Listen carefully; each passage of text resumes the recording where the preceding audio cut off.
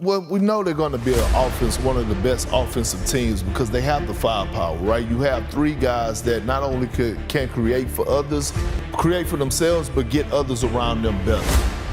Luka Dončić is averaging 34.6 points per game for the Lakers. He's broken franchise scoring records. Looking. Castle right with him. Dončić a three. Puts it in!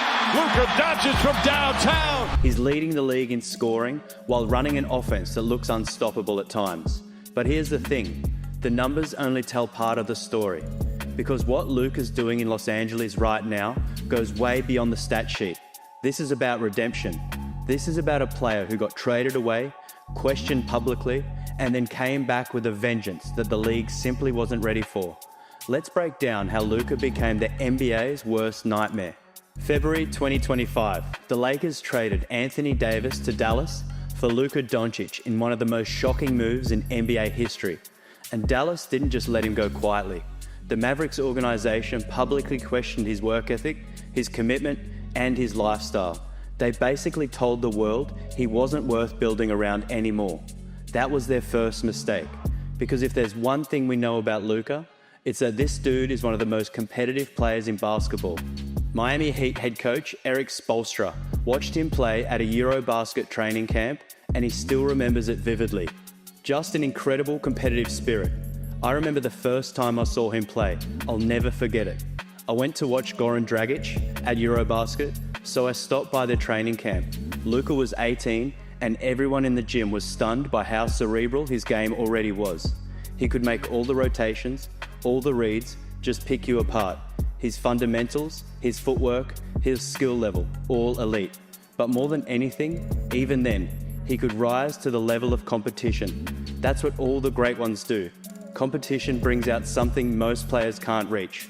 So when Dallas cast him off like that, when they made it public, when they questioned everything about him, they created a monster. Luka showed up to Lakers training camp transformed, leaner, focused. The Guardian called it his Terminator moment, and honestly, that's exactly what it looks like. He embraced that mentality and made it his fuel. In the season opener against the Warriors, LeBron James out with sciatica, the Lakers hand Luka the keys to the franchise. The pressure's immense, national TV audience, playing against Steph Curry and the Warriors, and what does he do? Drops 43 points with 12 rebounds and 9 assists. The Lakers lost 119 to 109, but that almost doesn't matter when you look at what Luka did individually. He shot 17 for 27 from the field, played 41 minutes, nearly had a triple-double. Third most points by a Laker in a season opener, only Elgin Baylor and Kobe Bryant ahead of him. But the real statement came a couple of days later against Minnesota. 49 points, 11 rebounds, 8 assists, on 14 for 23 shooting, with 5 threes, scored 23 in the first quarter alone, matching Kobe and Kyle Kuzma for the most prolific Lakers opening quarter in 30 years. He had 32 by halftime, and the entire building was buzzing. Lakers fans hadn't seen this kind of offensive explosion since prime Kobe. But here's the crazy part. He played through a hand injury the entire game, got hurt in the opening moments and just kept going. Nearly hit his 8th career 50-point game, but missed his final 2 field goals and a late free throw. With that performance, Luka became the 4th player in NBA history to start a season with back-to-back 40-point games. The other 3, Wilt Chamberlain, Michael Jordan, and Anthony Davis. Austin Reeves added 25 points and 11 assists that night. Rui Hachimura chipped in with 23. The Lakers won 128 to 110. And suddenly everyone's talking about how this offense might be unstoppable. So what makes Luka such a nightmare matchup? Let's start with the obvious. He's 6'8", 230 pounds. Reeves, dug it in. Dončić, 47! That's forward size with guard skills. You can't put a traditional point guard on him because he'll just back them down and bully them in the post. You can't put a forward on him because he's too skilled and too quick with his handle. It's a lose-lose situation for defenses. Then there's the step back 3, that signature move that's basically become unguardable. Luka creates so much space on it that even when defenders know it's coming, they can't do anything about it. He's shooting 31.7% from deep this season, which isn't elite, but he always seems to hit them when it matters. The foul drawing might be his most underrated skill. Luka's averaging 12.5 free throw attempts per game. He knows how to initiate contact, how to get defenders reaching, how to make refs blow the whistle. He's shooting 79% from the line, so those trips to the stripe add up fast. But the real problem for teams is the playmaking. When you send help, when you double him, when you try to take the ball out of his hands, that's when his court vision destroys you. Watch this. 3 defenders collapse, and Luka finds Hayes for the easy alley-oop. That's the problem defenses face every possession. He's averaging 9 assists per game, while running a Lakers offense that jumped from 0.92 points per possession on pick and rolls to 1.18 since he arrived. That's a massive improvement. That's elite territory. Oklahoma City found a temporary solution on November 13th. They held Luka to a season-low 19 points by running what they called a 5-man defense. Constant double teams, weak side traps, collapsing on him from everywhere while being disciplined enough not to foul. It worked for one game. But here's the thing about that strategy. It requires perfect execution, elite defensive personnel, and it completely opens up everyone else. Austin Reeves, Rui Hachimura, DeAndre Ayton all get wide open looks when you commit that much attention to Luka. And most teams don't have the personnel to run that scheme. So what are defenses supposed to do? Pick your poison. Let Luka cook you for 40, or let everyone else eat open layups and corner threes all night. Let's talk about what he's actually producing on a nightly basis. 34.6 points, 8.5 rebounds, 9 assists per game. Leading the league in scoring, 4th in assists. He's got a true shooting percentage of 61.7, which is elite efficiency for someone with his usage rate. And that usage rate, 37.8%. That's extremely high. That means over a third of the Lakers' possessions end with Luka either shooting, getting fouled, or turning it over. And despite that massive load, his turnover percentage is actually a career best 9.1%. Think about that. He's got the ball in his hands more than ever, making more decisions, running more pick and rolls, and he's taking care of the ball better than any season of his career. That's maturity, that's growth. That's a player figuring out how to be more efficient while doing more. His assist percentage is at 21.9%, which is elite playmaking territory. He's creating looks for teammates at a rate only a handful of players in the league can match, and he's doing it while leading the league in scoring. Look at the command he has from the top of the key. One pass, perfectly timed, and Laravia gets a wide open layup. That's elite orchestration. He's also broken multiple Lakers franchise records already.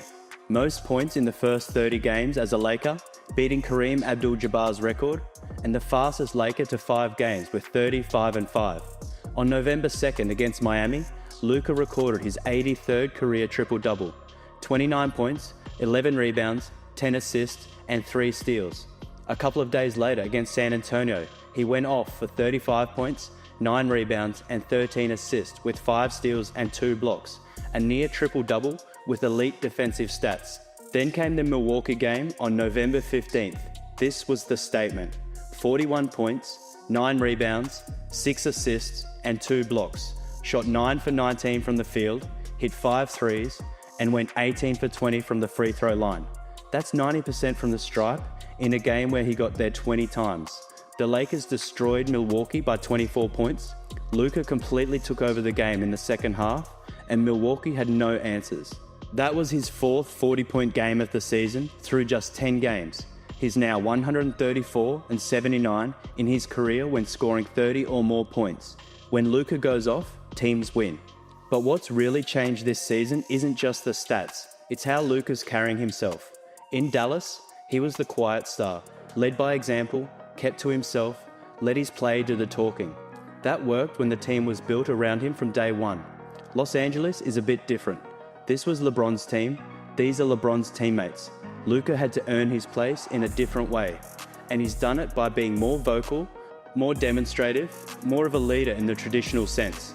Austin Reeves talked about how the trade was a genuine shock for Luka, having to uproot his family, move across the country, deal with all the criticism from Dallas. Reeves said it was tough, that Luka was in a state of shock for a while. But now, Reeves says Luka's comfortable, having a good time, settling into the role. JJ Redick, the Lakers head coach, put it simply, I think he's letting his teammates in right now.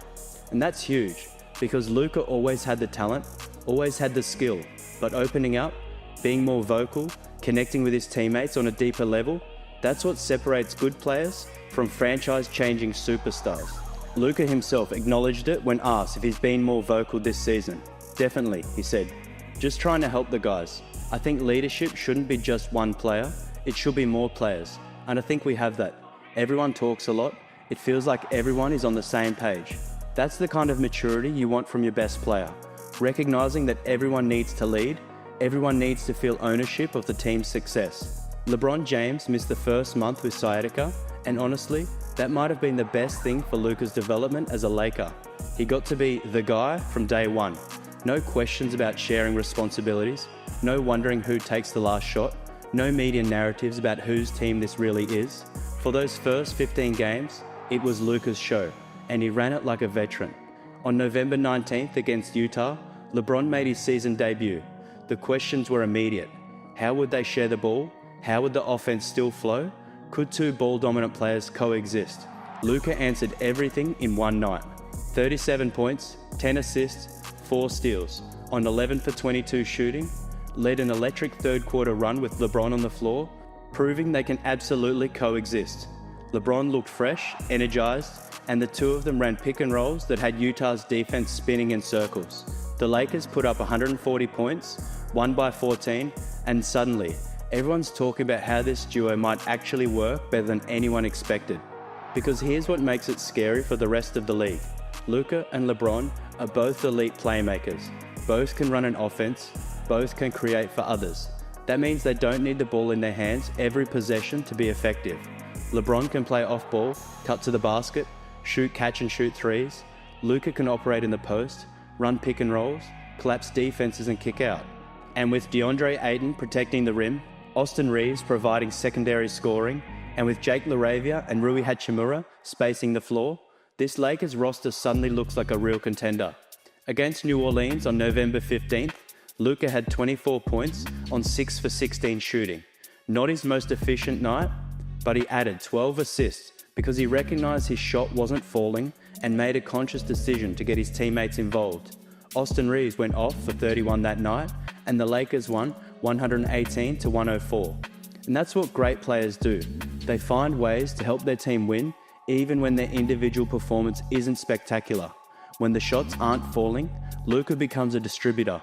When the defense loads up on him, he finds the open man. That two-way impact is what makes him so valuable. You can't just focus on stopping his scoring, because then he'll pick you apart as a passer. You can't just focus on his passing, because then he'll score 40 on your head. So where does this leave the NBA heading into December? You've got Luka Dončić averaging 34 points. You've got him running an offense that ranks in the top 5 in efficiency. You've got him playing alongside LeBron James on a Lakers team that's 4th in the Western Conference.